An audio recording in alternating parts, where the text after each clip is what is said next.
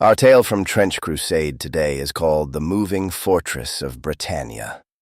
We travel to the grey waters of the western approaches, to the coal smoke and salt air of Portsmouth Harbour on a cold morning in the autumn of 1914. We follow one man, Will Harker, 19 years old, rating third class from Stepney in the East End of London, first posting, first ship. He does not consider himself brave. He does not consider himself much at all. He wants to do his work, draw his pay, and stay alive, in a world that has given him precious little reason to expect any of those things to be simple. The silence held. I arrived at Portsmouth before the sun came up, which was how the Navy preferred it, everything done in cold and dark and hurry, so that you had no leisure to think about what you were doing or why.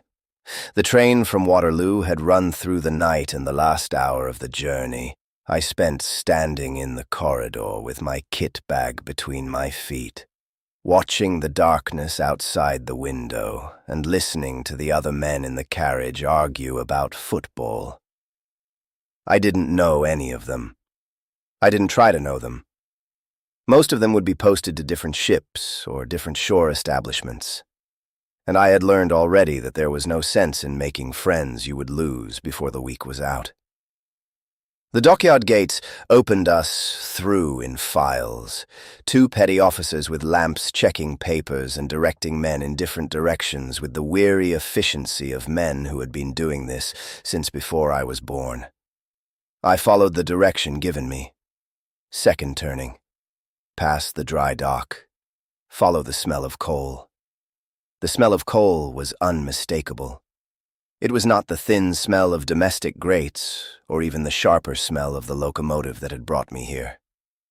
This was coal on an industrial scale, coal being consumed in quantities that boggled the mind, a smell that sat in the back of the throat like something solid, that coated the inside of the nose and made the eyes water slightly.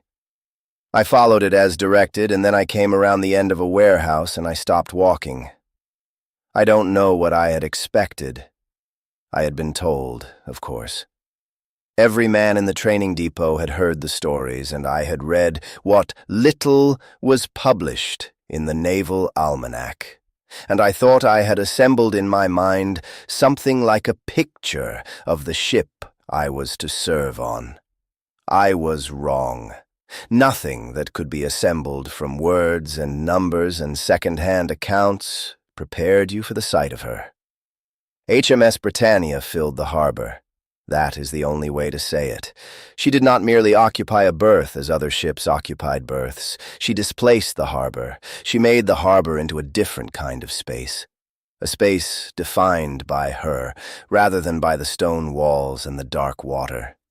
She ran from the inner quay out to what should have been the open water, and she still ran further, her bow pointing toward the harbour mouth, and beyond it toward the Solent, as though she were considering departure, and had not yet decided against it. It was still dark enough that her full shape was suggested more than seen, a mass of structured iron and steel rising from the water in tier upon tier, lit at intervals by the working lanterns of the dock crews and the riding lights at her bow and stern. Her hull was black at the waterline and grey above it. Battleship grey, the kind of grey that has no warmth to it whatsoever, the grey of institutional necessity. She sat deep in the water. Even at this distance, even in the dark, you could see how deep she sat, what weight of armor and engine and gun she carried. Her gun turrets were forward and aft on the main deck, paired 4 in total that I could make out, their barrels angled upward and slightly out like a man at rest with his arms hanging loose. Even at rest, even with the breeches sealed and the tampions in place, there was nothing restful about those turrets. They were too large. The barrels were of a diameter I could not quite process, larger than anything I had seen on the drills at the training depot, large enough that a man could, in theory, crawl into one, though no man with any sense would want to. The mantelets around the turret faces caught the dock lights oddly, not quite reflecting them back the way steel reflected them. Something in the surface of the metal absorbed the light and then released it with a very slight delay and a very slight difference in color, so that they seemed to glow faintly even when the lamp moved on. I did not know what that was then. I would learn. The silence held. And forward of all of it, at the very bow end of the forecastle deck, was a structure I had no name for. I stood in the dark by the warehouse and looked at it for a long time. It was stone, not iron. That was the first strange thing. Everything else about the ship was metal, iron and steel, and what I would later understand to be something other than either of those. But this structure was gray stone, actual masonry, and it rose from the deck of the warship in tiers, as though it had grown there, or been planted there, or had simply always been there, and the warship had been built around it. It had battlements, small, narrow windows cut through at intervals on two sides, windows without glass, or at least without light. Nothing showed through them from inside. No lamp, no fire, nothing. On the battlements I could just make out figures. They were not moving. I stood there long enough that a petty officer with a lantern found me and told me to stop gaping and get myself to the gangway, and I went. The gangway petty officer was a man called Pryor, whose face wore the permanent expression of a man disappointed but not surprised. He checked my papers against his manifest, wrote something in his ledger, tore off a chit, and handed it to me with the instruction to find Mess 37, second deck, port side, and to report to Chief Petty Officer Rawlings no later than 7 bells of the morning watch. He said this without looking at me, and without pausing in his writing, and I went aboard. The interior of the ship was noise before it was anything else. Even moored at rest, even with the main boilers presumably at reduced fire. The sound inside the hull was constant and layered, a deep structural vibration that you felt through your feet and your spine more than you heard, and above that the hiss of steam through pipes. And above that the sounds of men and machinery at work in all the compartments I was passing through. There was an order to it. I could sense that even in the first minutes, a rhythm in the noise, as of a very large piece of clockwork that had been running for a long time and knew its own timing. 7 years of patrol, that was what the almanac had said. 7 years since her commissioning in 1907, and she had been on continuous rotation since then. And everything about the interior of her showed it, not decay, not neglect, but the particular kind of worn smoothness that comes to things used constantly and maintained faithfully, like the handle of a good tool. I found Mess 37 without too much difficulty, following the numbers stenciled above the hatches. It was a compartment on the port side of the second deck, 14 berths in 2 tiers, a long table bolted to the deck amidships, hooks on the bulkheads for kit. Most of the berths were occupied in the way berths on a working ship are always occupied. Someone sleeping, someone not sleeping but lying down because there was nowhere else to be.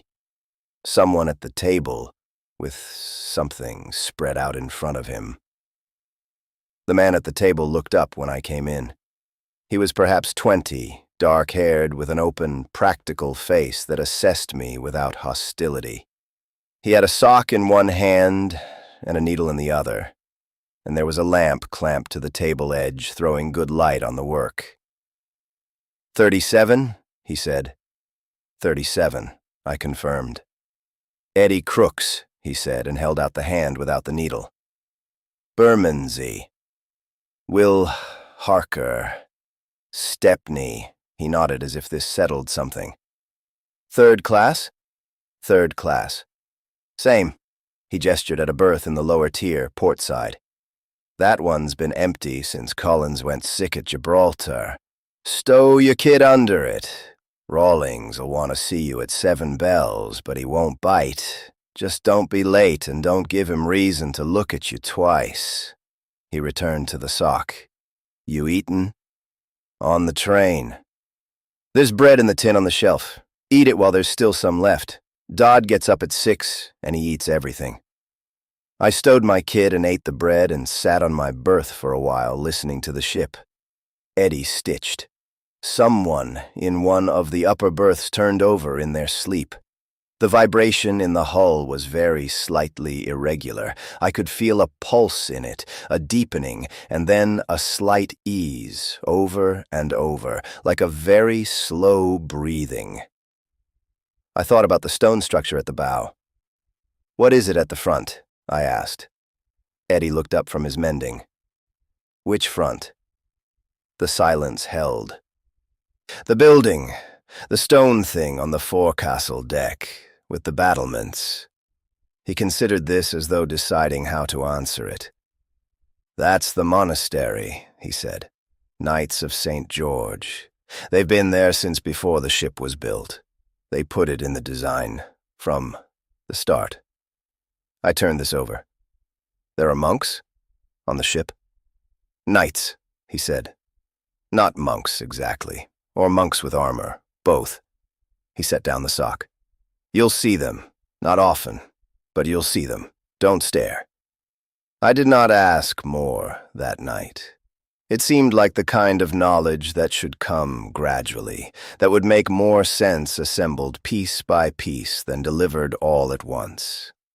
I lay down in the berth that had been Collins's and listened to the ship breathing around me, and eventually I slept. Rawlings arrived at Mess 37 at precisely 7 bells of the morning watch, and I had been awake and dressed for 20 minutes.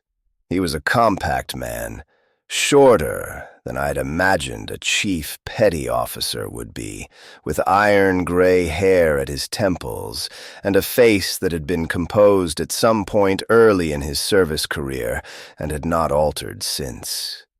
He moved through the mess with the particular economy of motion of a man who has learned the hard way that unnecessary movement costs energy that may later be needed. He looked at each of us in turn. There were 4 of us awake and at attention. Eddie, a man called Walsh, who I had not yet spoken to, and a younger rating whose name I would learn was Dodd, and his gaze rested on me for approximately 2 seconds longer than on the others. "Harker," he said. "Yes, Chief." "3rd class. First posting." "Yes, Chief." He looked at me a moment longer. Something was being assessed. Whatever it was, the assessment appeared to reach no strong conclusion in either direction, which I would later understand to be his version of a good sign. "Report to Petty Officer Walsh. He'll have work for you." He looked at Walsh. "Port side walkways. Show him where the chipping hammers are." "Chief," said Walsh. Rawlings left. Eddie caught my eye and gave me a very small nod that seemed to mean something positive. Dodd, who was 18 and had been posted to Britannia 4 days before me and seemed to exist in a permanent state of mild overwhelm, exhaled. Before the work details were handed out that first morning, Eddie gave me the tour. He had done this, he explained as we went, for 2 other new men since his own arrival 6 months previous, and he had a route that he followed and a set of things he considered essential to know and a ranked order of importance. He was not showing off, and he was not performing. He was transferring information in the most efficient manner available to him, which was to walk me through it and point at things and tell me what they were. It was the most useful hour of my naval career up to that point. We went down first, toward the engine spaces. The heat was the first thing.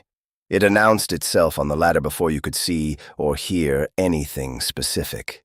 A wave of it rising up through the hatch with a physical solidity like pushing against something. The engine spaces ran the length of the middle deck on both sides of the keel. Boiler rooms forward and turbine rooms aft, and between them they produced a sound and a heat that I would come to associate with the ship the way you associate a particular smell with a particular place, unavoidably and forever. The boilers were enormous. I understood the scale intellectually, but standing beside one was different. Standing beside one while it was operating was something else again. The casing was dull red in places where the lagging had been worn thin and replaced and worn thin again. The stokers worked in shifts of 4 hours on and 4 hours off, and the 4 hours on, Eddie told me, were approximately as unpleasant as any 4 hours a man could spend on the ship. They shoveled coal into the fireboxes, and they monitored the gauges, and they did not speak much, because speaking required energy, and energy in the engine spaces was something you rationed. "How many boilers?" I asked. 12, he said, plus 4 reserve that they only fire up when the ship needs to move at speed. The 4 reserve ones make it so hot in here that the stokers work in 15-minute rotations. The silence held. The steam ran up from the boilers through a system of pipes that covered the overhead like a second ceiling, insulated in varying degrees depending on how recently the section had been refitted, and from there to the turbine rooms aft, and from there, through a mechanism I wouldn't fully understand for some months, to both propeller shafts and to the secondary drive system that allowed the ship to move on land. This latter system was never discussed openly, and I had no access to the compartments where it lived, but its existence explained certain features of the hull's lower sections that otherwise made no engineering sense, and Walsh would explain the broad outline of it to me later in terms he himself only partially understood. We came back up and went forward along the main deck, and Eddie showed me the ammunition hoists, tall steel channels running vertically from the magazine spaces deep in the hull up to the gun turrets on the main deck and above, their mechanisms hydraulic, their operation requiring a team of 6 men per hoist working in sequence. He did not open any of the hoists, but he showed me the controls and the emergency stops and the location of the magazine, access hatches, and the flooding valves. And he was very precise about the flooding valves. "If someone tells you to open a flooding valve," he said, looking at me with the particular directness that meant he was saying something important, "you open it. You don't think about what's in the magazine. You don't think about anything. You open it. What if there are men in the magazine? You open it," he said again, and moved on. The crew decks were divided by function and by the unspoken divisions of rank and seniority that existed on every ship and in every institution where men lived in close confinement for long periods. The forward crew decks were the stokers and the engine room ratings, men who tended to be older and quieter, and who kept to themselves with a reserve that was not unfriendliness, but simply the consequence of a life spent mostly in heat and noise. The midship crew decks held the gun crew ratings, a different type, louder, more competitive, with a particular pride in the guns that expressed itself as a particular contempt for any man who had not fired them. The aft decks held the deck ratings and the signals crew and the various specialists, and it was here that Mess 37 was located, which placed us in a class of our own, slightly separated from the main tribal divisions and therefore either independent or merely uncategorized, depending on how you looked at it. "Where do the knights eat?" I asked, as we passed back through the forward section. Eddie considered this.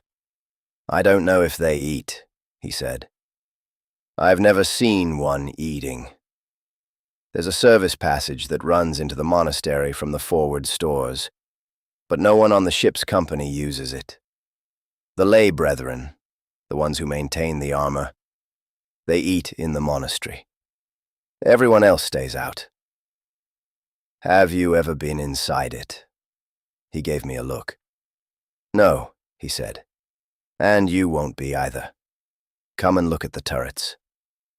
The main battery turrets were, if anything, more impressive at close range than they had been from the dock. The barrels were 12-inch, twin-mounted, and from the front the turret faces were covered with a heavy mantlet in the material I had noticed from the dock the night before, a metal alloy that looked almost like steel, but was not quite steel, that had a very slight warmth of color to it compared to the gray plate around it, and that seemed in the right light to shimmer faintly, as though it were a different material in a different medium rather than a different material in the same one. "What's that?" I asked, touching the surface of it. It was warm. Not hot, just warm, the way something warm from a living source is warm. "Orichalcum alloy," Eddie said, "or part orichalcum.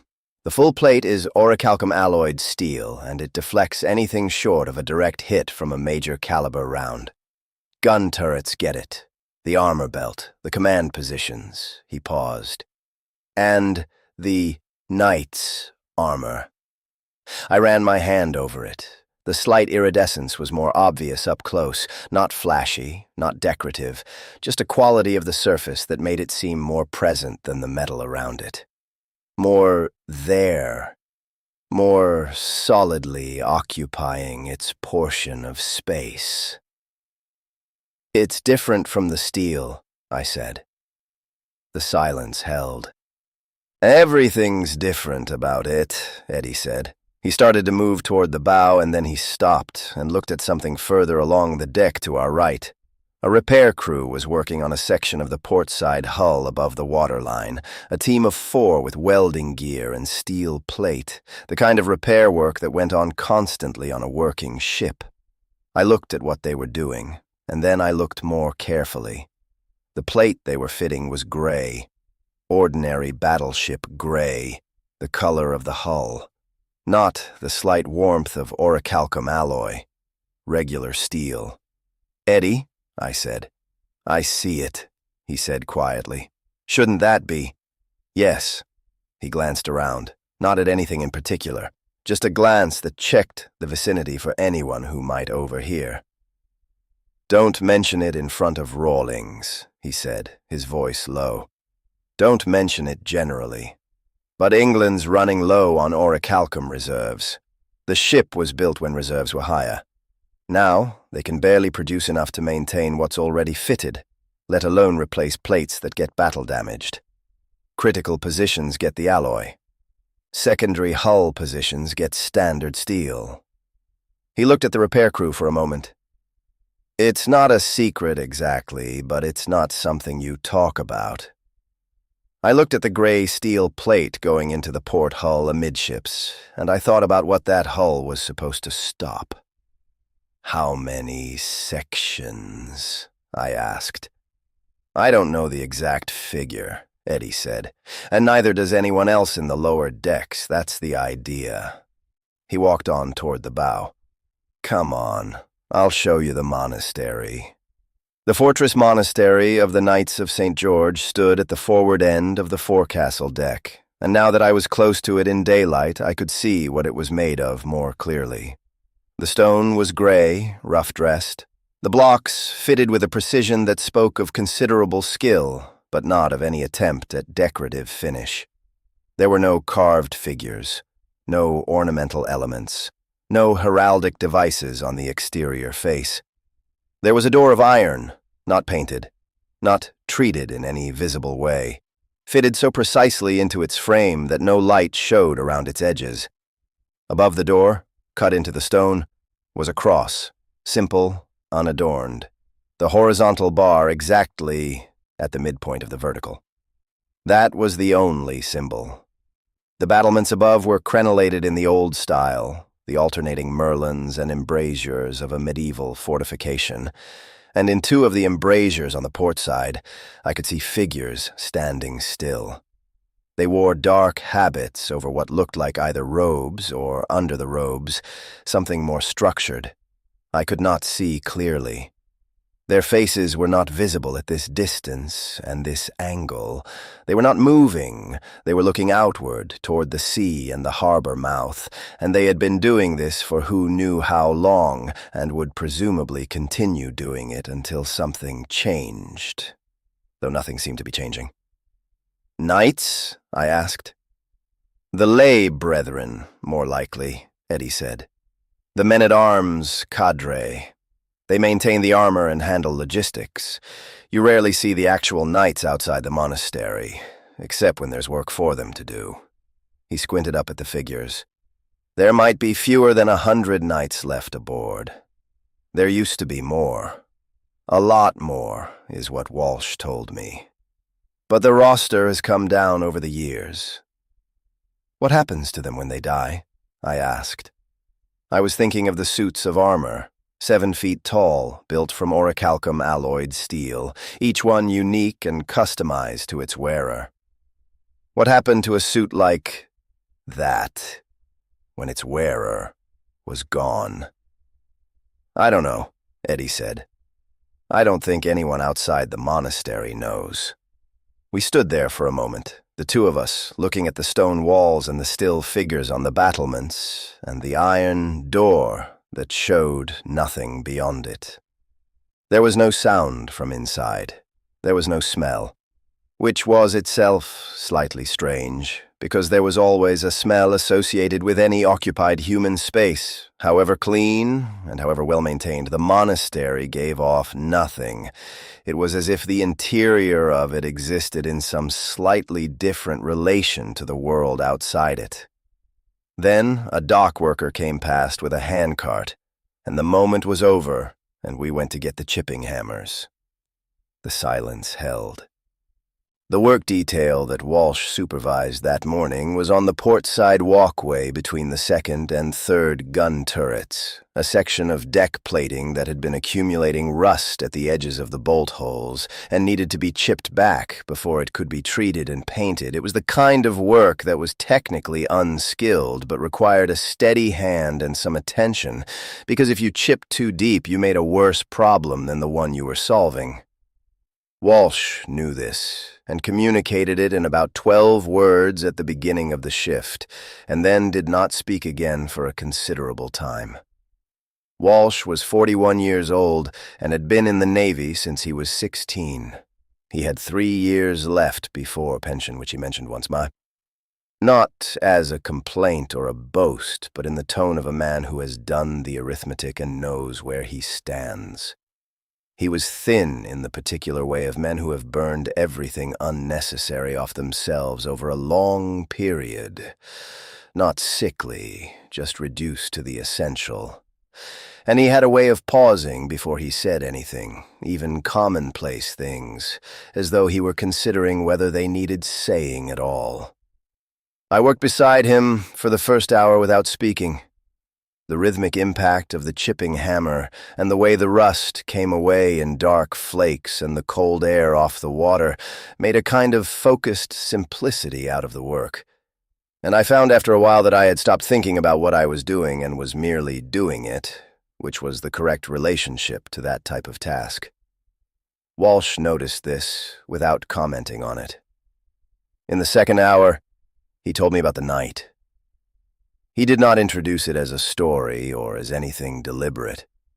It came out of a longer silence after he had asked me what my training depot had been, and I had told him, and he had nodded and said something brief about having served with a man who'd gone through the same depot 15 years before.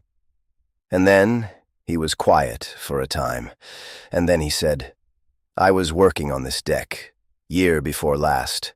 Port side walkway, same as this, further forward. And one of them walked past." He did not clarify who one of them was. He did not need to. "In the suit?" I said. "In the suit. He chipped rust for a moment. 7 foot if he was an inch. Maybe more. Moving quietly." That's the thing. They move quietly. Even with all that weight and mechanism. You hear the diesel motor. There's a faint smell of it, and a warmth. But the footsteps are very controlled. They know exactly where they're putting each foot. He considered this, like a very large cat. "What did you do?" "Kept working," Walsh said. "What else would you do?" He walked past, and I kept working. There was a maintenance hatch 10 foot further on that had been jammed for 2 days. We'd tried 3 different things to open it. He stopped beside it, looked at it for a moment. Walsh paused, hammer resting on the deck plate. Then he put one hand on the hatch frame and pulled it open. Smooth as you like. Set the hatch against the wall, careful so it wouldn't fall and make a noise. Walked on. He resumed chipping. "Did he say anything?" I asked. "No," Walsh said. "I thought about this." "What are they?" "The knights, I mean." "What did they—" I stopped, aware that I was about to ask something I might not have enough context to ask correctly. Walsh seemed to understand what I was attempting. "They went on a pilgrimage," he said, in the tone of someone reporting an established historical fact.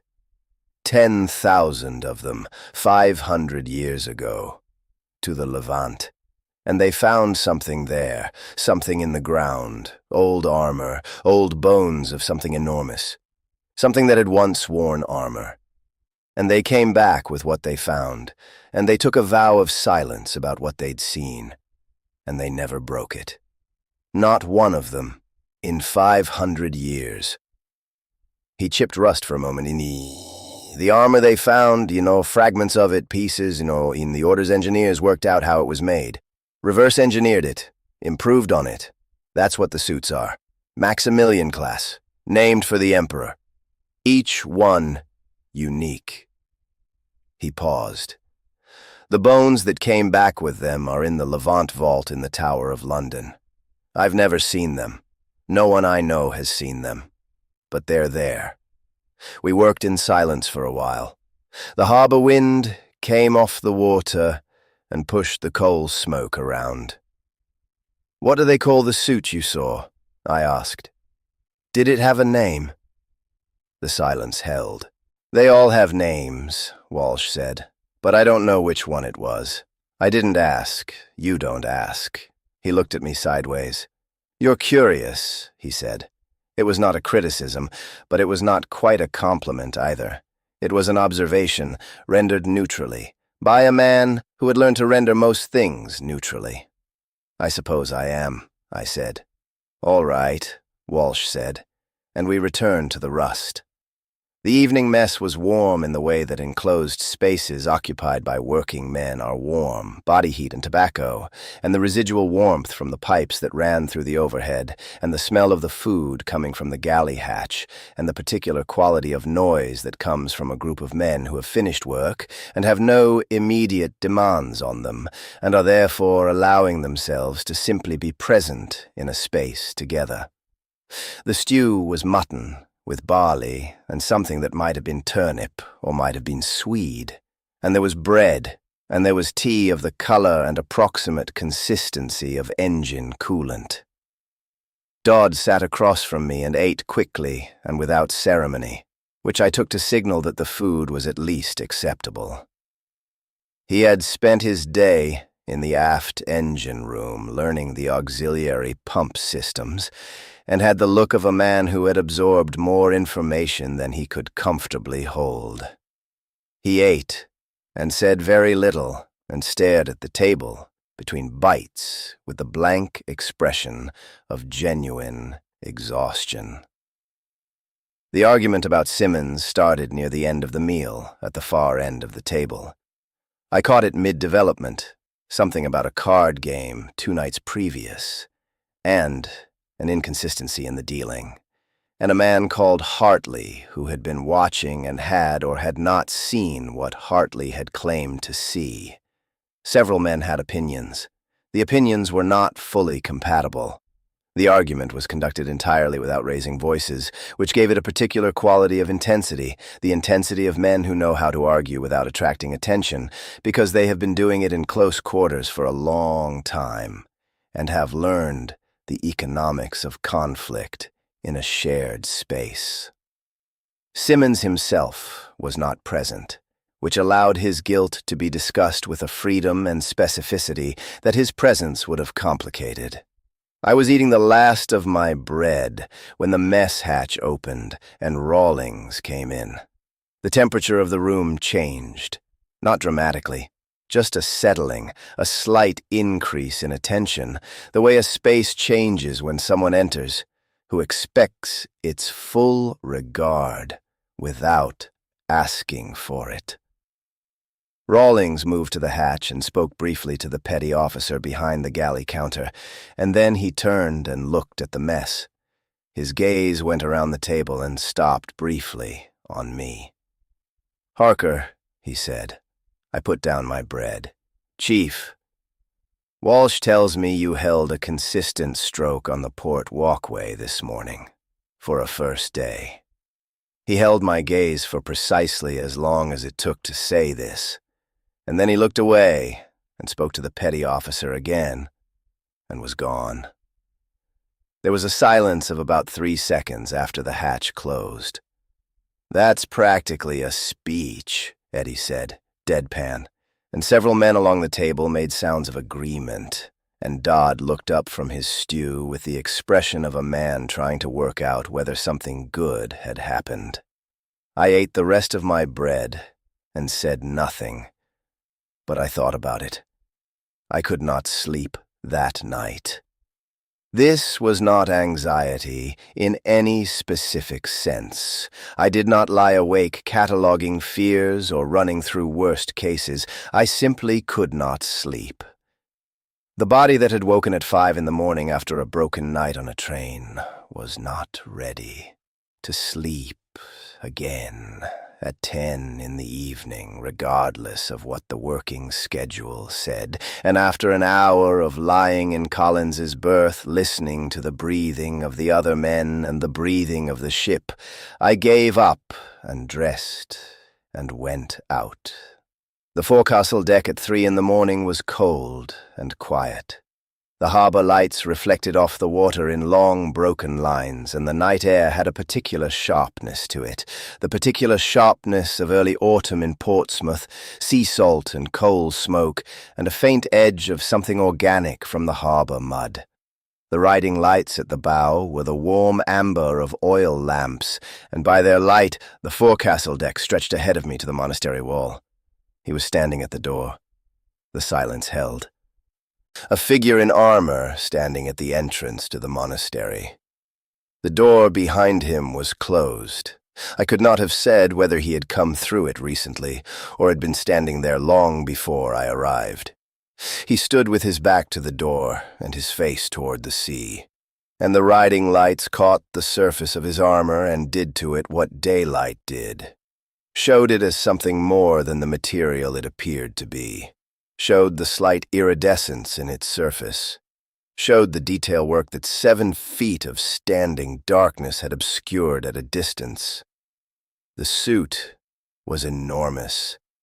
Even knowing what I had been told, even having been told 7 feet or more, the reality of a man in Maximilian-class armor standing 20 feet away from me in the dark of the forecastle deck was something that had to be processed in stages, the bulk of it. The sheer, occupied volume, the engine at the back, which I could now see clearly for the first time.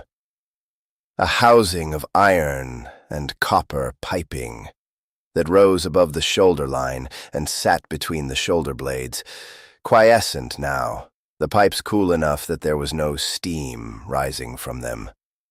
The suit had its own smell, even at this distance. Diesel oil and metal. And something else, something older than either of those. Something I could not name that made me think of incense and stone floors.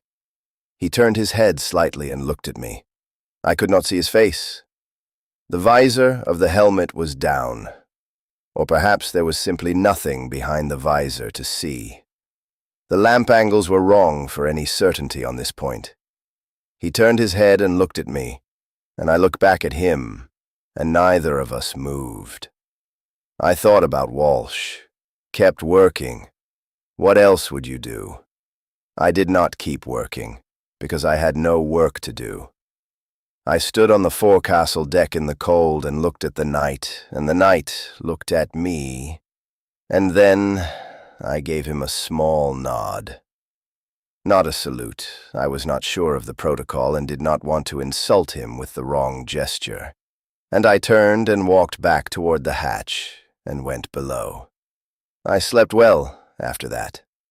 The morning routine began at 5:30, and by 6 I was at the dawn watch station on the main deck, standing the portside rail with Dodd and a rating called Fenwick, whose main characteristic was an ability to be physically present while apparently thinking about something very far away.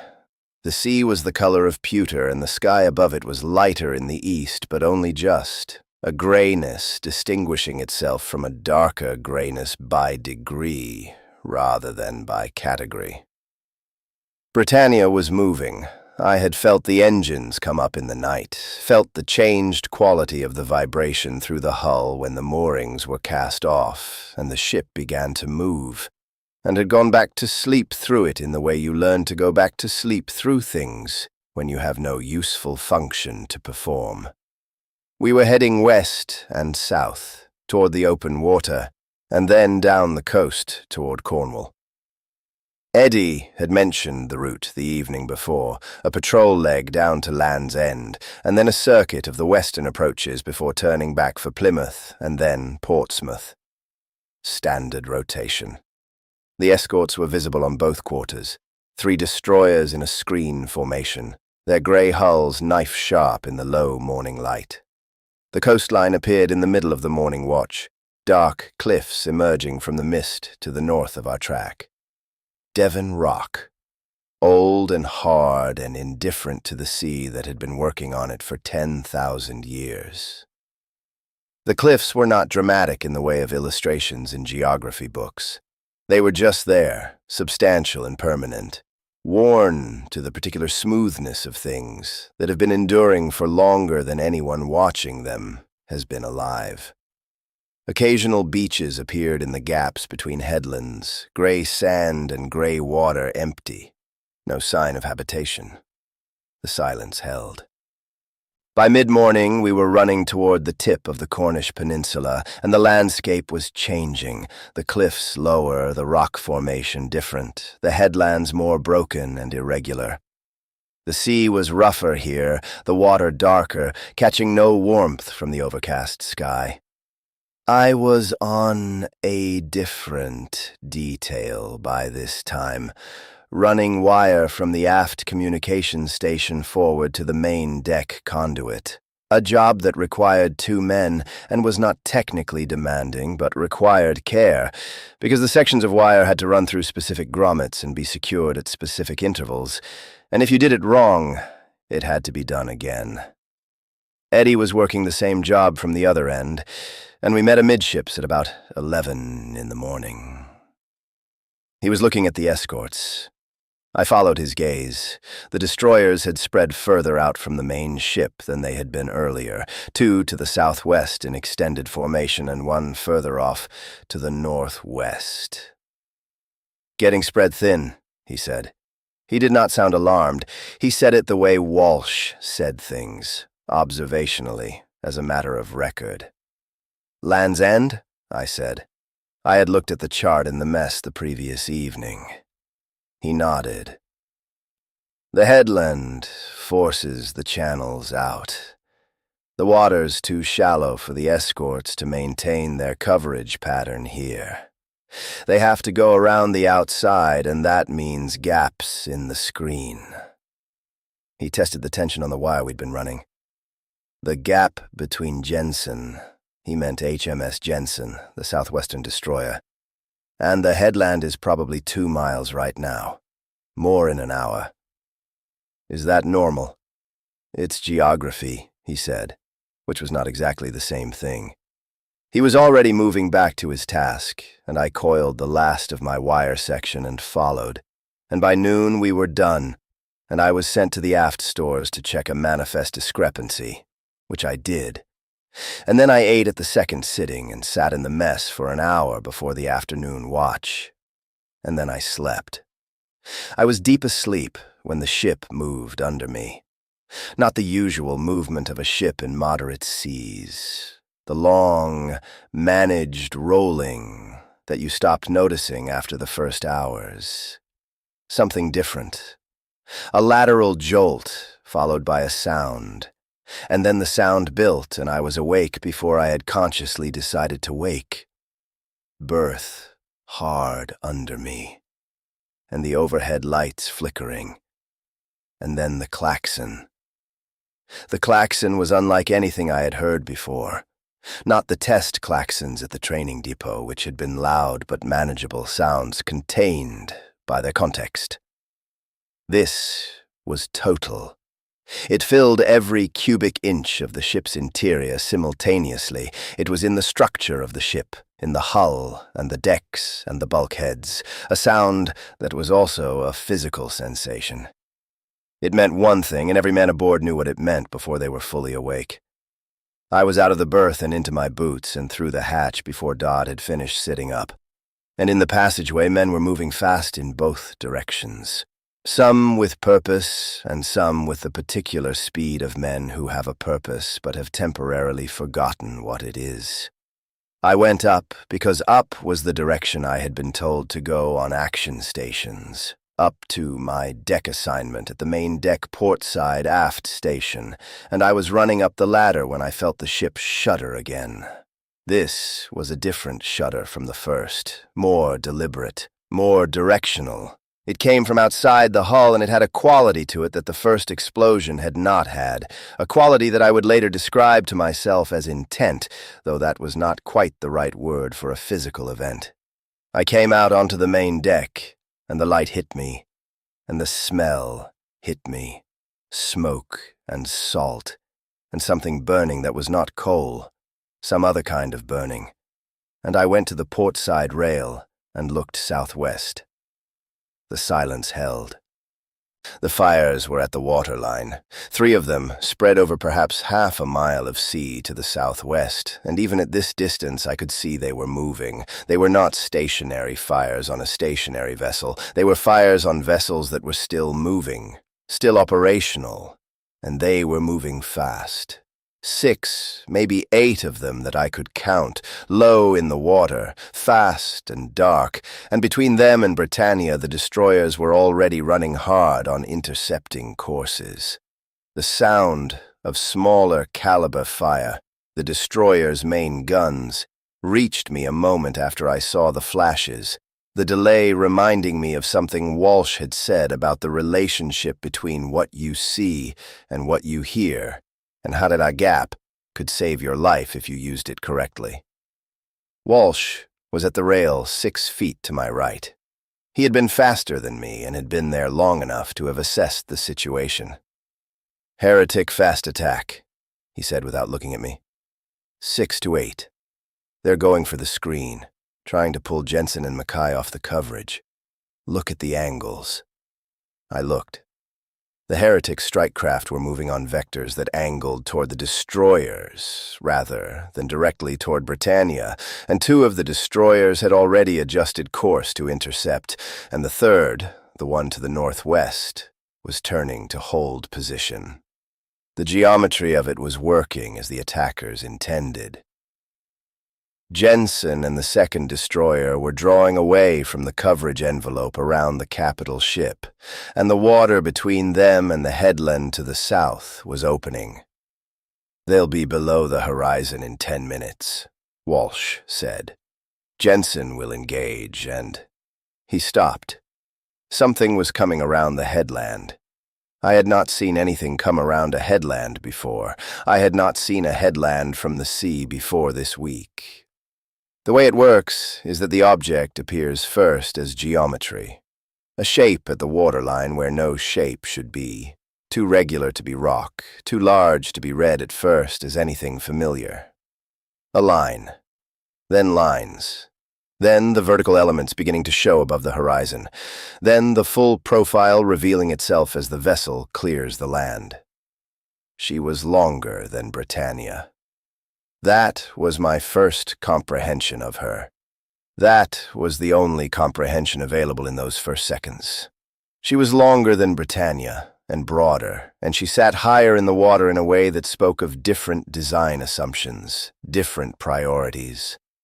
Where Britannia was sleek in the way of a weapon designed for combat, built to minimize profile and weight, except where weight served a purpose, The vessel coming around the headland was built in contempt of that principle. She was built to be seen.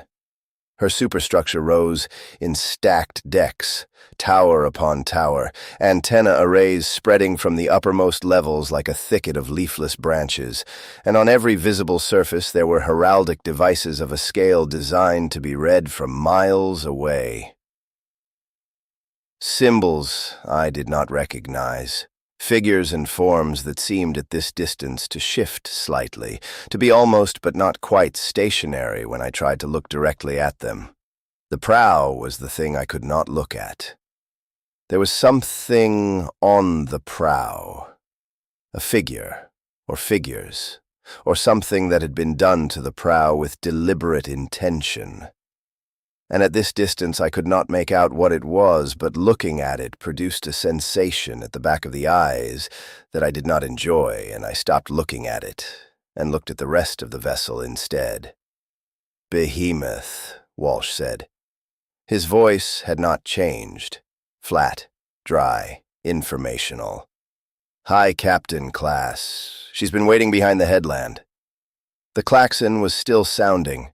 Somewhere forward, orders were being passed through the voice pipes in rapid succession, and the sound of the main battery turrets traversing, a sound I had not heard before, a vast hydraulic grinding that transmitted itself through the entire structure of the ship, started, and then stopped, and then resumed as the gunnery control found their solutions.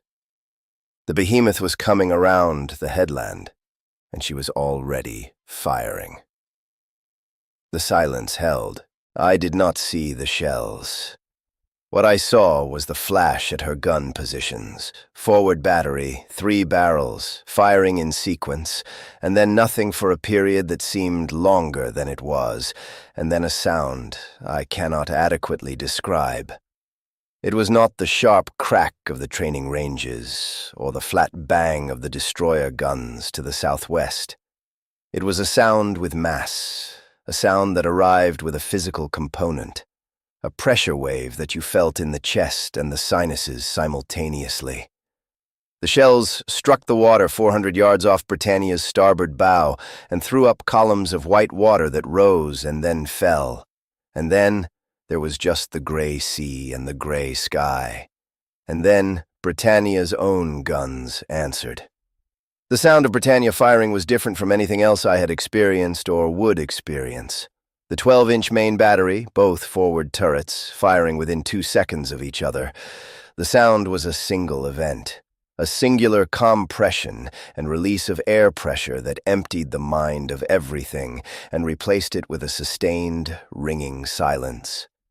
The concussive wave came through the deck plates and the rail and the air simultaneously. A total, physical experience. My hands were on the rail and I felt it through the steel before I heard it. And after the sound, there was a quality of silence in my ears that was not silence. That was the absence of normal sound rather than the presence of quiet. Walsh was saying something to me. I could see his mouth moving. I could not hear the specific words. 9 miles, I thought, or close to it. The geography of the headland meant she was close to 9 miles. The gunnery officer would be adjusting, working the range, using the fall of the first shots to calibrate.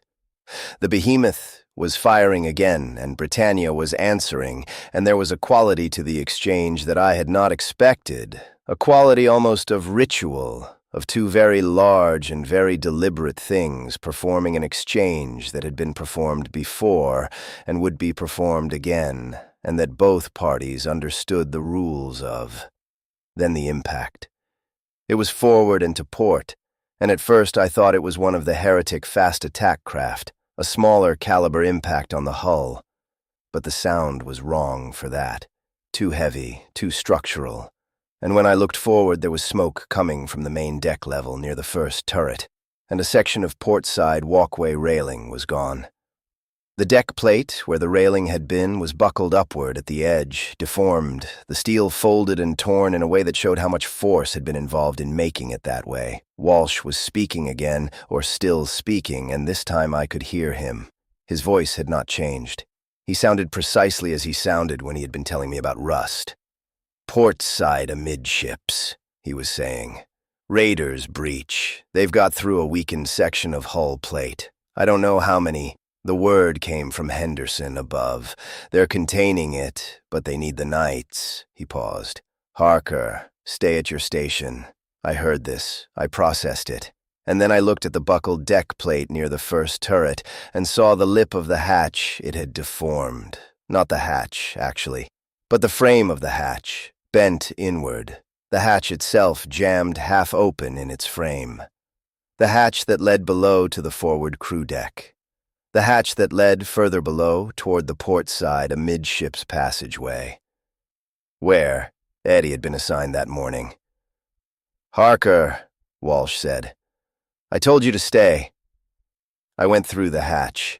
The hatch frame was bent enough that I had to angle sideways to get through it, and the edge of the steel caught my shoulder and tore the jacket, but did not reach flesh. And then I was below on the forward crew deck, and the smoke was thicker here, not thick enough to be dangerous, but enough to make the eyes water, and the sound of the guns above and outside was muffled now by the layers of the hull. I followed the passageway forward and down. The silence held. The knight was already ahead of me. He had come from somewhere, from the monastery, presumably, or from a passageway that led from the monastery into the ship's interior, and he was moving through the main forward passageway at a pace that was faster than I had expected. Faster than anything 7 feet of armored mechanism should have been capable of. I heard him before I saw him. The diesel engine running at full output now, no longer quiescent, the sound of it rich and deep and rolling ahead of him through the passageway like an announcement, and with it the warmth of the engine, the heat that a running diesel motor in an enclosed metal suit generated and could not fully shed. The smell was stronger here, diesel and hot metal, and the incense note underneath. The old stone smell that had no sensible place in the interior of a warship's passageway. He did not look back. He moved through the passageway with the controlled precision that Walsh had described. Each footfall exactly placed, no wasted movement, no contact with the passageway walls despite his breadth. The hydraulic pistons at the joints of the suit made a sound like a very large clock counting seconds. A rhythmic mechanical articulation that was precise and businesslike and had nothing in it of hesitation. I followed him at a distance. I told myself I was going to find Eddie. I was going to find Eddie, and I was following in the direction that would bring me toward the port side amidships, and the knight happened to be going the same way, and I was merely proceeding along the same passageway in the same direction at the same time. This was not entirely untrue. He turned at the junction before the forward cargo hold and went left toward the hold, and I went left as well. The cargo hold doors were open, not jammed open, not forced open, but standing open in the way of things that had been opened by someone who intended to come back through them. I stopped at the passageway entrance to the hold, and the knight stepped through and I could see inside. The hold was lit by the emergency lamps, red-white, casting a flat light without shadow that made everything look like illustrations from a manual. It was perhaps 40 feet by 30, with the overhead at 15 feet, and cargo lashed along both port and starboard bulkheads. Supplies, equipment, the various material cargo that a working warship carried and consumed and required to be resupplied every few weeks. There were 5 of them already inside when the knight entered. And 2 more came through the breach. A section of port side hull plate that had been cut or blown inward, a rough-edged aperture barely wide enough for a man in heavy gear to come through sideways. They came through bent double and then straightened, and they wore armor of a different character from the knights. Not Maximilian class, nothing as large or as engineered, but heavy gear, dark, with symbols that my eyes wanted to slide away from, and they carried weapons, long-bladed and some with firearms attached to them in configurations that combined functions I would not have thought to combine, 7 of them in total. The knight stood at the hold entrance, and they saw him, and the arrangement of the moment shifted. What happened in the next 4 minutes I have replayed many times since, and I will try to describe it accurately and without addition. The 7 raiders separated, not in panic, in response to a tactical situation they recognized. 2 went right toward the starboard bulkhead. 1 went toward the cargo lashings on the port side. The remaining 4 spread into the middle of the hold. And 5 other knights came in behind the first, through the same passageway entrance, from the same direction, their engines running, the heat and sound and smell of them filling the hold entrance. 6 knights in total, and the hold was large enough to hold them, but only just. The first knight moved left, toward the 2 who had gone to the starboard bulkhead. The silence held. I cannot tell you what the knights were feeling. I do not know if they felt anything in any sense I would recognize as feeling. What I can tell you is what they did, which was different from anything I had seen men do, different from anything I had thought was possible within the physical constraints that I had understood to govern the movements of 7-foot armored constructions of steel and diesel mechanism. They moved fast. They moved with absolute economy. No wasted gesture, no adjustment, no recovery from error, because there were no errors. Each movement began and completed and became the foundation for the next, and the whole sequence was as continuous and as inevitable as the movement of water downhill. The first raider fired at the lead knight at a range of perhaps 10 feet. A burst from a weapon mounted on his forearm, and the rounds struck the knight's chest plate, and the sound they made was wrong. A flat, defeated sound, not the sharp crack of a successful impact. More the sound of something thrown against a wall that was too solid to register the impact as damage. The orichalcum alloy absorbed them. The slight iridescence of the armor's surface showed briefly in the emergency lamplight as the energy of the rounds was taken in and distributed, a shimmer that passed across the plate and was gone. The knight closed the remaining distance and did what he did with his weapon, and the first raider was no longer a problem. I watched from the passageway entrance, and I did not move. I was not brave enough to go in, and I was not frightened enough to go back. I watched the knights work through the cargo hold in that flat, emergency lamp light, and I noted things the way you note things when you are in a state of heightened attention and have nothing else to do with the attention. The way the armor absorbed rounds without apparent effect.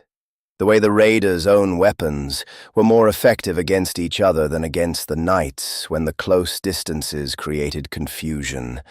The way the knights communicated without voice and without visible signal, moving in coordination that seemed too precise for coincidence, and yet had no evident means of coordination. 4 minutes. I counted. When it was over, 6 knights were standing in the cargo hold amid the consequences of those 4 minutes. And they were all standing as they had been when the 4 minutes started, which was to say without visible damage, without any alteration in their stance or movement that would suggest they had been diminished in any way by what had just occurred. One of the knights crossed the hold and looked at the breach in the port side hull, looking through it at the water on the other side, and then turned and looked at the other knights, and some communication passed between them that I could not read, and then they began to move back toward the passageway entrance. I went back into the passageway and moved quickly, and they came through behind me and turned toward the monastery. And I turned the other way, toward the port side amidships, and went to find Eddie. The port side amidships passageway had taken water, not a flood, perhaps 4 inches at the lowest point, where the deck camber ran. Cold harbor and sea water mixed with something oily that left a sheen on the surface. The emergency lights were functioning, but the ordinary overhead lights were dark, and the combination of the red-white emergency lamps and the water and the oil sheen on the water made the passageway look like something from a different context, a context I did not want to spend time thinking about. I found him by the conduit run on the port bulkhead, sitting on a ledge above the water level, his right arm held against his chest.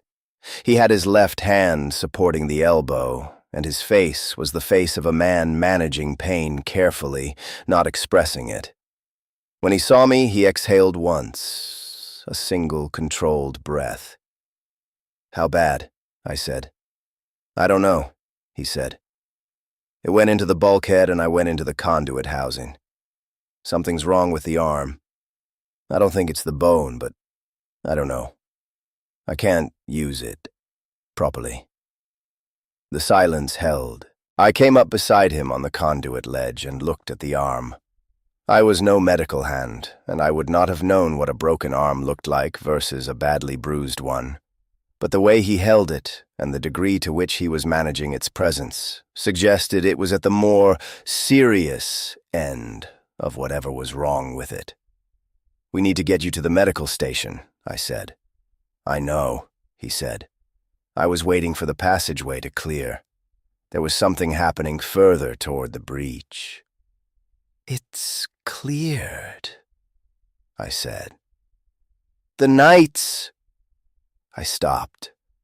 Across the passageway from us, in the shadows between a damage control locker and the starboard bulkhead, there was a figure on the deck. He was dressed in the dark gear of the raiders, and the same heavy armor, and the same symbols. One of the arm-mounted weapons still attached to his forearm. He was on his back, and his eyes were open, and he was breathing, but the breathing was very slow and very shallow, and the way he was lying, the angle of him, told me things about what had happened to him that I did not need to verify. He had not come from the cargo hold. The cargo hold was aft of here, and the passageway configuration meant this route would not have been on the path from the hold. He had come a different way, and he had not gone wherever he had been going. I looked at him for a moment, and then I looked at his gear, and then I looked at the shape of the cylinder attached to his belt. It was the kind of cylinder used for carrying documents waterproof, a metal tube with a sealed cap, standard enough in design, the sort of thing used by any naval service for communication security. I had seen the equivalent in faithful service. This one was dark metal with markings I could not read. I looked at Eddie. He was watching me. "What is he carrying?" I said. "I don't know," Eddie said. "I was going to leave it. I wasn't going to touch anything on him." I stepped down into the water, which came over the tops of my boots, and crossed to the man on the deck. He was not looking at me. His eyes were open, and he was looking at the overhead, and the quality of his breathing had not changed. I unclipped the cylinder from his belt. He did not react. I stepped back to the conduit ledge. The cap was sealed with a standard pressure catch, the kind that required a particular sequence of pressure to open. I tried 3 sequences, and on the 4th one it opened, and I tipped the contents out onto the ledge beside me. There were 2 documents inside, or rather, 1 document rolled around a second sheet, both protected by an inner waxed sleeve. The outer document was covered in a script I did not recognize, angular, dense, the characters bearing no resemblance to any alphabet I'd encountered. I unrolled it and turned it, and it remained opaque to me. The inner sheet was different. It was a single page, narrower than the outer document, and most of it was also in the unfamiliar script. But the header was not.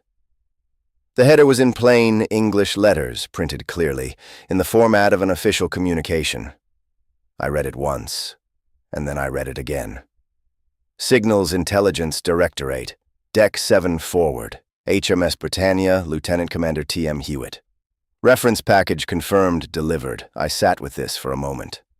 I sat with it in the cold water of the port side amidships passageway with Eddie beside me and the dying raider across from me, and the guns still sounding through the hull in irregular intervals above and around us. "What is it?" Eddie said. He could not read it from where he sat. I rolled both documents back into the sleeve and put them in the cylinder and sealed the cap and put the cylinder in my jacket pocket. "Something for Rawlings," I said. I helped Eddie up and got his good arm over my shoulder, and we went toward the medical station. Rawlings was in the forward crew passageway when we came through, moving with the particular efficiency of a man doing 3 things at once. He saw us and stopped. His gaze went to Eddie's arm, and then to my face, and then to somewhere slightly beyond my face, in the way of men who are processing multiple inputs simultaneously. "Medical station," I said. He went into the conduit housing. "The arm needs looking at." Rawlings called a rating to take Eddie, and then turned back to me. He waited. I took out the cylinder and gave it to him. The silence held. He took it without comment and opened it with the first sequence I had tried, which told me something about his familiarity with heretic equipment, and he read the 2 documents in about 45 seconds. He rolled them carefully back into the sleeve and replaced them in the cylinder, and put the cylinder in his own pocket. Then he looked at me. It was the same assessment I had received when he had first looked at me in the mess that morning, except extended, slower, and directed at something different, not at my competence or my bearing, at something else, at whatever was visible in my face or my posture that told him I had read it and understood something of what it meant. "Where did you find this?" he said.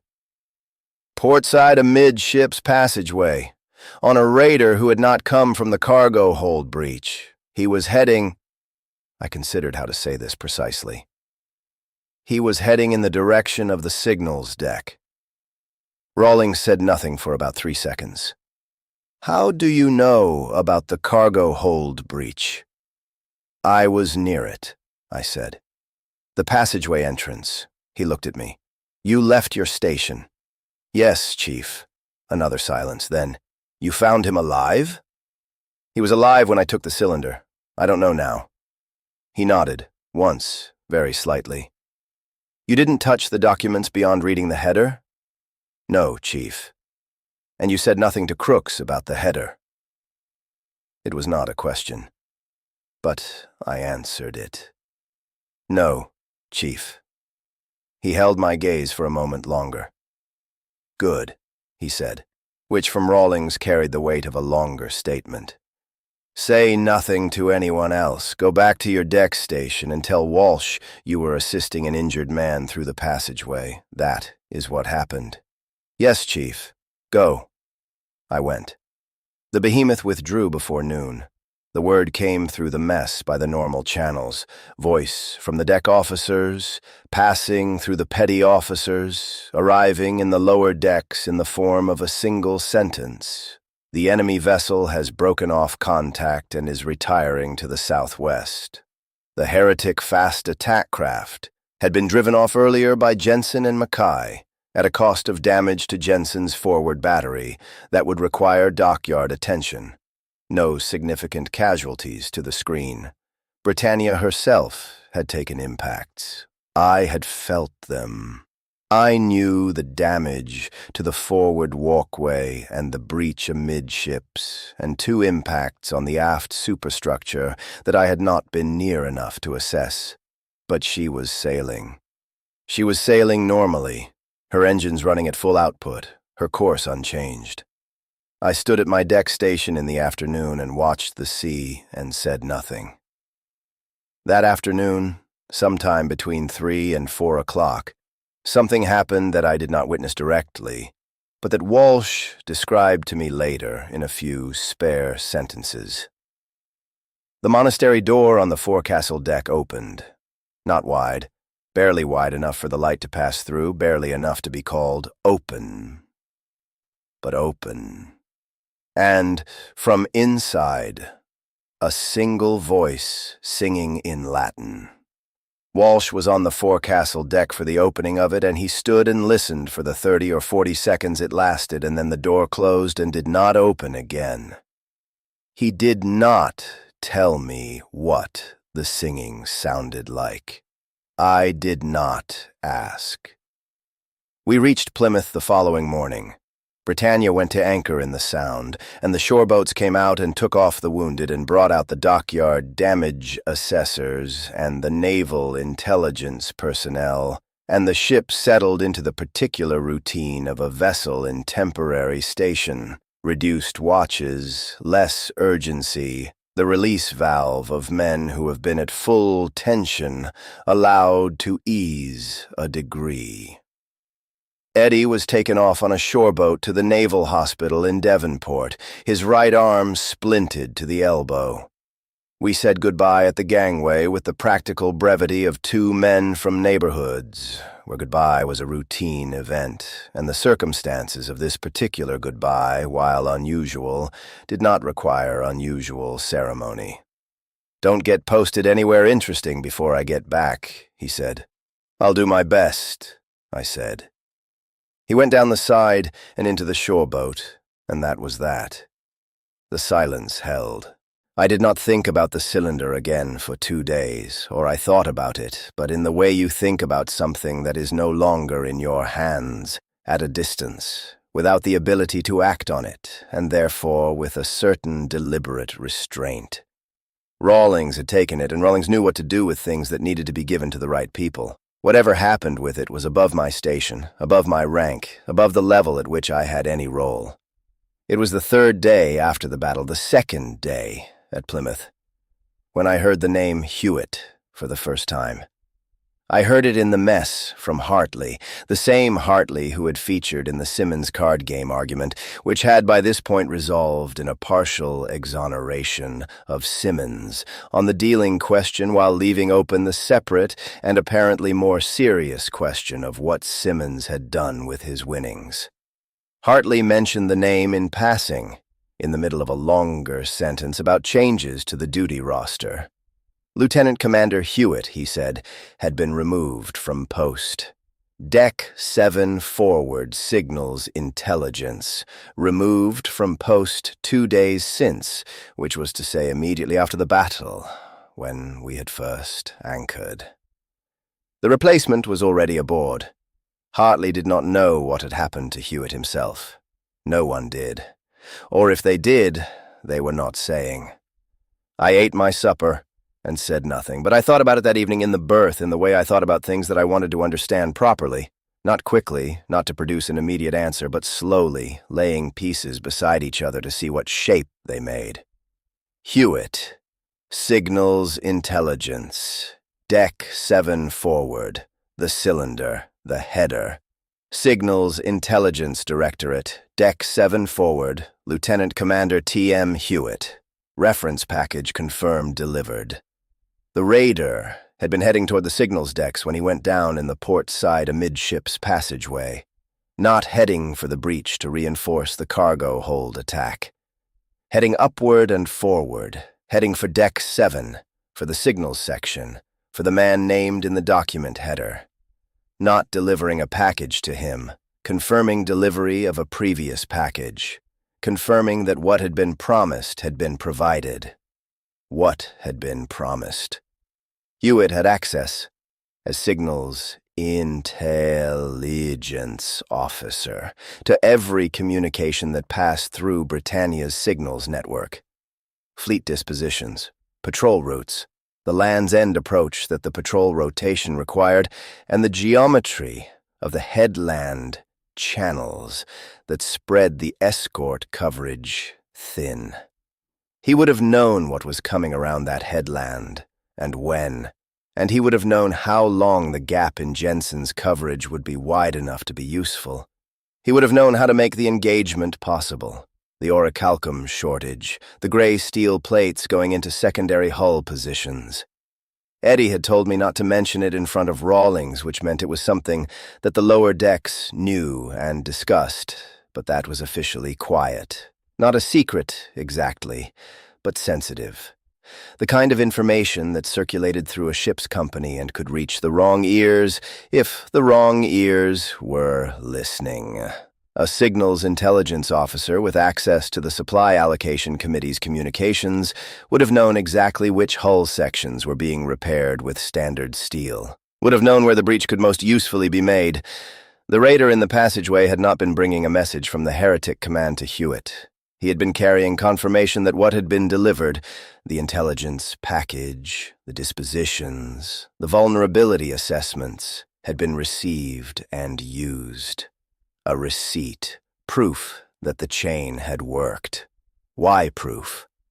Because Hewitt would want to know that what he had risked himself for had actually been worth risking himself for. Or because the heretics wanted him to know they had received it for their own reasons. Or both. I lay in the dark and thought about this until the pieces had their shape, and the shape was what I had thought it was. And then I let it go. Rawlings had the cylinder. Naval intelligence had the cylinder by now, presumably. Whatever Hewitt had done and whatever was being done about Hewitt was no longer mine to carry. I had found it. I had given it to the right man. That was what I had been able to do. And it was what I had done. The silence held. I thought about Eddie. His arm would take weeks. He had been cheerful about it, in the Bermondsey way. Not bravely cheerful, not performing cheerfulness, but actually cheerful. The cheerfulness of a man who has assessed the situation and determined that a broken arm, or possibly broken arm, was a better outcome than the alternatives available. He would recover, and he would come back to the ship, and in the meantime his bunk was empty, and his mending kit was still on the shelf where he'd left it. I thought about the night at the Monastery Door, looking at the sea. I thought about Walsh on the forecastle deck at 4 o'clock in the afternoon, standing in the silence after the singing stopped. I thought about what it meant that the monastery door had opened, briefly, and then closed. Whether it was grief or celebration or neither or something else entirely, something for which I had no category. 100 nights or fewer, behind stone walls, on the deck of an iron warship in the western approaches, their door shut against the world, except for the occasional operational necessity of the world's intrusion. Whatever they had brought back from the Levant, whatever the vow of silence protected, it was still protected. 500 years, and not one had broken it. On the second morning after the battle, I had the dawn watch on the forecastle deck. I was there before the light, and when the light came, it came from the east, behind the ship. Britannia moving now on the return leg of the patrol, heading back toward Portsmouth. The sea was calmer than it had been near Land's End, the water darker and more settled in the way of sheltered water. The sky clear for the first time in days, and the light coming up sharp and clean and cold. I stood at the forecastle rail and looked at the ship. The 3 lions were on the hull near the bow, painted large, as they were always painted. 2 for William the Conqueror, and 1 added when Britannia was commissioned in 1907, the 3rd lion that had no predecessor, the lion that belonged to the ship alone. I had looked at the device every day since I arrived, and I had looked at it as something painted on a hull, a symbol noted and filed. This morning, I looked at it differently. I thought about what it meant that a ship earned the right to a heraldic addition. what it meant to the men who had added it, and to the men who had sailed under it in the 7 years since. The Lady Britannia figurehead was at the bow, 20 feet of iron gilded, holding her sword, looking forward. I had not paid her particular attention until this morning. She looked forward as she had always looked, at the sea ahead and the horizon and whatever was beyond it. The sailors said she had never been touched by an enemy weapon. The practical men said it was because ships that got close enough to try did not survive the trying. Both things might be true. They were not mutually exclusive. The hull below her showed the repairs. They showed clearly in the morning light, the patches of fresh work, the areas where things had been replaced and reinforced in the aftermath of the battle 2 days past. Some of the patches were orichalcum alloy, fitted by the repair teams from the ship's own stores to the critical positions, the surfaces slightly warmer in color than the gray around them, catching the morning light with their faint iridescence. And some of the patches were standard steel, gray plate, correctly fitted and correctly sealed, doing their job. Doing their job adequately, within the limits of what they were. The orichalcum and the gray steel, side by side, repairs and original material and repairs again, the ship carrying all of it forward, not seamlessly, but continuously. She endured. That was what she did. She had been doing it since 1907, and she would go on doing it, and the sea that had tried to stop her doing it lay behind her, and the sea ahead was calm and cold and lit by a clean morning sun. The monastery was closed. The iron door showed no gap, no light, no movement on the battlements. Whatever had been behind the single voice singing in Latin was behind that door, and would remain behind it until there was reason for it not to be. I looked at the door for a moment, and then I looked back at the sea. The silence held.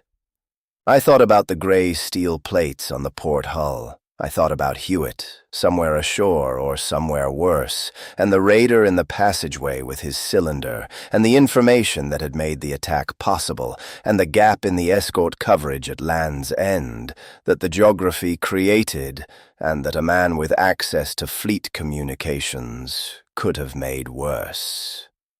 I thought about the orichalcum repairs and the grey steel repairs, and what it meant that you could not always tell at a distance which was which. I thought about Walsh telling me that I was curious, in the tone of a man rendering an observation neutrally. I thought about what it meant to keep paying attention, to notice things that others let pass without noting. The repair crew using grey steel where orichalcum should have been. The raider in the wrong passageway heading in the wrong direction, the cylinder on his belt that nobody else would have thought to look at. These were small observations. They required no particular bravery and no particular skill. They required only that you continue looking at the things in front of you and consider what they might mean. And not stop looking because the looking made you uncomfortable or because looking carefully at a thing might require you to do something about it. Will Harker. 3rd class rating. Stepney, East End of London. 19 years old and on his first posting and still alive. Which at this particular moment and in this particular world was not nothing. The morning watch had an hour left in it.